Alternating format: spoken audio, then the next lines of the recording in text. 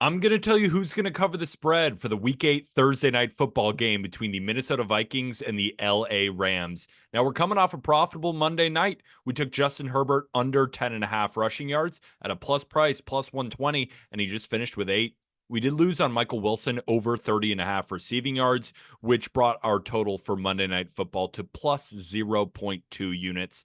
Not much, but I don't know. Are you going to complain about pressing buttons and making money watching sports? I know I'm not. But if you're stumbling onto this page for the first time, welcome. My name is Peter Appel, and this channel is the home for all of my NFL picks moving forward. And I'm going for my fourth straight profitable season. So if you're into that sort of thing, make sure to hit that subscribe button and toss me a like to get this thing started. And let me know in the comments what you think of my Week 8 Thursday Night Football pick. And whatever you're on, I'll be sure to answer all the comments, just like I always do. And a reminder that this channel is sponsored by BetMGM. It is the perfect time to use promo code JustGridiron for a first bet offer up to $1,500. Deposit at least $10, and if you lose your first wager on BetMGM after using code JustGridiron, you'll get it all back up to $1,500 in bonus bets. However, gambling problem, call or text 1-800-GAMBLER. Must be 21 or older. Terms and conditions apply. It's a great idea to do so, especially for this game.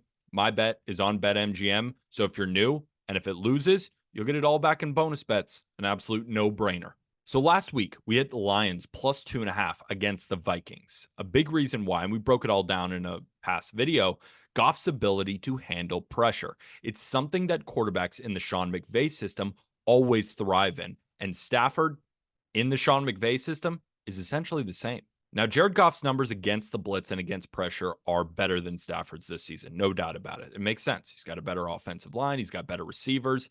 But if you put Stafford in Goff's shoes, his numbers, I think, would be the same or not better because the Rams' leader in receiving yards this season, Tutu Atwell.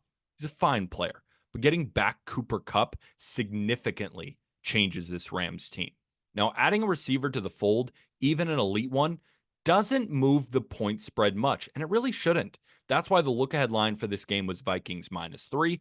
The Kupp move was announced, and you'll see a bit of a move, but not much. But the fact that it even moved at all with the amount of money that's on the Vikings, I think is very telling.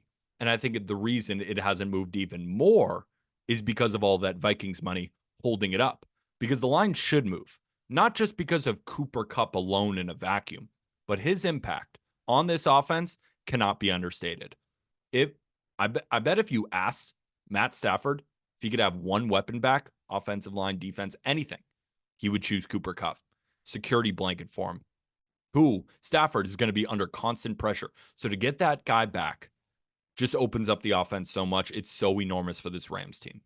I think it's also really wild that Stafford's numbers against the blitz versus not are practically the same. Stafford was the number one quarterback in the NFL in 2021 against the blitz and among the elite over the last 2 seasons. This year, though, he's had no weapons, so it's dropped for him in all areas. But he's still good as ever, and adding Cooper Kupp back, again, I'll say it again, is so big for this one. The Vikings are now 5-1 and 5-1 against the spread after that loss against the Lions.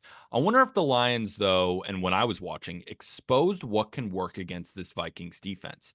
If you're able to get the ball out quick, run the football effectively, you should see success. The Lions did that, and the Rams on offense have a similar formula.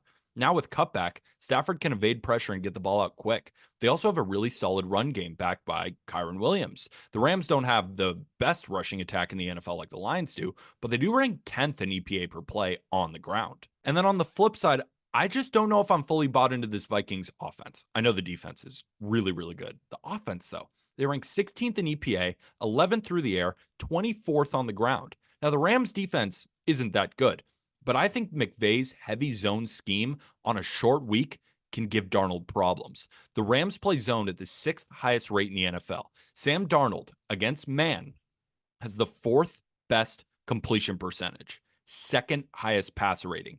Against zone, his completion percentage ranks 21st among all quarterbacks, passer rating 17th. So Sam Darnold against man, he's great.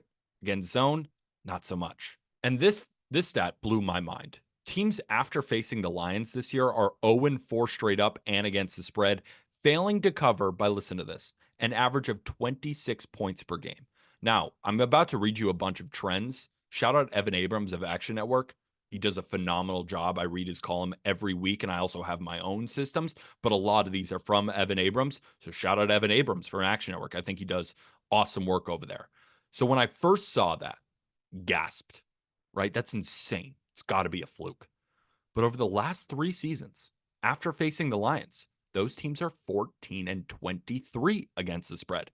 So coming into this season, right before all of this, facing the Lions, and then you have a game after, 14-19 against the spread.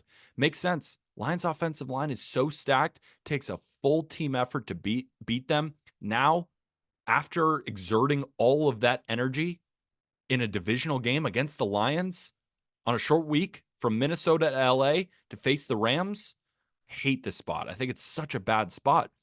Not just because of facing the Lions and traveling to Minnesota from LA on a short week, but Sean McVay makes his money in spots like these. In terms of preparing teams for a game on short rest, Sean McVay is the #1 coach in the Action Labs database. In his coaching career, he's 13-6 ATS on short rest, covering 4 in a row, and 9-1 ATS in his last 10 games in this spot. McVay is 5-1 against the spread on short rest with Matthew Stafford as his quarterback. When he's playing in a night game on short rest, the Rams are 6-3 against the spread. And since 1990, undefeated teams after suffering their first loss of the season straight up in week 8 or later, 29-21 straight up. So they have won some games, but 22-28 against the spread in that next game.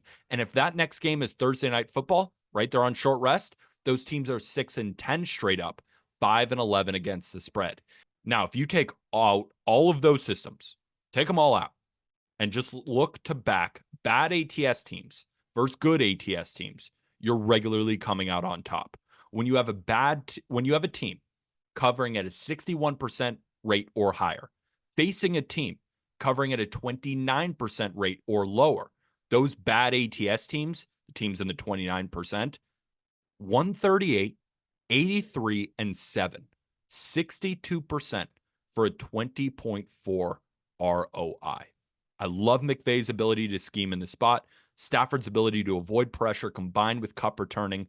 I think the Rams are going to put up a lot of points this one.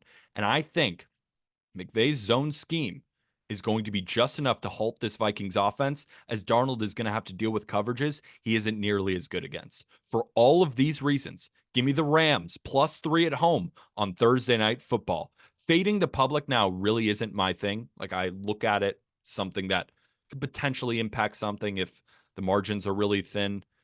But in this spot, it's hard not to notice with so much money on the Vikings, and it's either not moving or it's slightly heading towards the Rams' direction. Now, I know the public has been killing it. Maybe they win one again. But again, I'd be taking the Rams whether they were public or not. But it does make me feel good to be one of the 10% of people taking the Rams in this spot. You win. We're on a nice run over our last few videos. Stay hot on this Thursday Night Football. Why not us?